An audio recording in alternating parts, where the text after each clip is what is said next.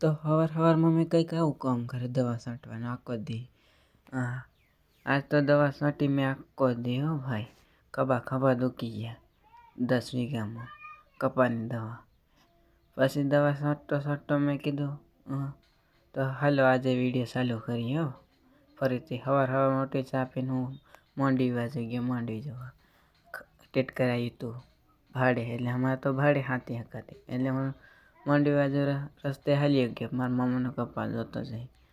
કપા જોઈને ગયો એટલે પછી અહીંયા આગળ બીજો પાડોશીનો કપા આવ્યો. એના કપામાં જોઈને પછી હું હાલ્યો ગયો. પછી માંડવી કને હતો, અહીંયા ટેટકર હાલતું હતું હાથી મારી માંડવીમાં ભાડે. મારા બાપુ ઊભા હતા. પછી અમે ઘડી કરીને ઓલા ભાઈને એમાં વિડીયો ઉતાર્યો. આનું નામ છે મિથુન. એને તો બિચારા તો બોલાતું નથી, મૂંગો છે. એટલે પછી હું આવ્યો. પછી હું વાડી બાજુ હાલવા લાગ્યો, કેમ કે ઓલી વાડી મારે પાણી પાવાનું છે 4 પાટલા. એટલે 4 પાટલા પાણી પાવાનું છે એટલે હું હાલી ગયો સાયકલ લઈને ગયો. એટલે ડેલે પૂગ્યો. ડેલે પૂગીને ડેલો ખોલ્યો, સાયકલ મૂકવા ગયો. સાયકલ મૂકીને પછી હું ઓલી વાડીને ડુંગળી જોવા ગયો. આ ડુંગળી જોવા ગયો એટલે ગેટ ટપી ગયો ઓલી વાડીને. પછી ભાઈ કરી દે તમને. પછી હું વાડી બાજુ હાલવાઈ ગયો. પછી થોડીક વાર રહીને પછી ખેતર આવ્યું એટલે ડુંગળી જોવા લાગ્યો. ખડ તો ઝાઝું થઈ ગયું. પછી પાણી પાઈને દવા છાંટવાની છે એમાં કાલે દવા છાંટાય, આજે લાયા નથી. આજે પછી મેં અહીંયા પાણી પાયું 4 પાટલા. એટલે હું પછી મોટર ચાલુ બાપા અહીંયા ગયો આંટો મારવા. આ 9 વાગે લાઈટ હશે એટલે બાપા કને ગયો. બાપા કને જઈને પછી પાછો ડુંગળી જોવા. પછી ખાતર નાખ્યું બકાલા, એટલે ખાતર નાખ્યું બકાલામાં મેં. પછી પાછો હું ચાવી લઈને ઉપડ્યા વાયડીની.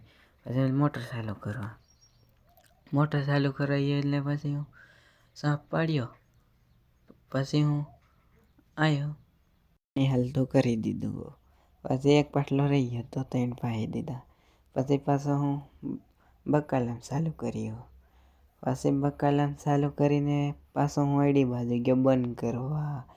બંધ કરી એટલે ઘોડી પાડીને પાછો હું હાલવા લાગ્યો વાડી બાજુ. હાલવા લાગ્યો. પછી ટેકડો થઈ ગયો, ખડ જોતો જાય. પછી હું પાછો બકાલામાં પગ ધોઈને પાછો હું એટલે બેસી ગયો, હિસવા લાગ્યો. બેસીને પછી હું પાછો આ બકાલું ને એવું દેવાઈ ગયો. એના રોપા પકડવા બાપાની વાડી, એની સોયાબીન તો સારી છે, એ દવા છાંટતા. પછી મેં કીધું હું એની વાડી બાજુ ગયો.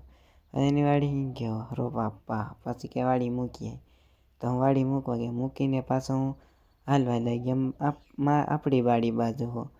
પછી એ બાજુ હાલવા લાગ્યો એટલે પછી હું હાલતો સ્વસ્થ થઈને ગયો. પછી હું પાછા ડાયરેક્ટ સાયકલ લઈને ઘરે ખાવા આવ્યો વાડીએ. પછી દાળ ભાત બનાવ્યા હતા એટલે દાળ ભાત હું ખાવા લાગ્યો. હાલો જમવું છે બપોરના 12 વાગ્યા. પછી દવા છાંટવા જવાનું છે પાછું, એટલે ઉપડી ગયા સાયકલ લઈને બપોરના વસારમાં તડકામાં. પછી બાપા ડોલને એવું લઈને ત્યાર મૂકી સાંડ્યું હતું, એટલે હું હાલવા લાગ્યો.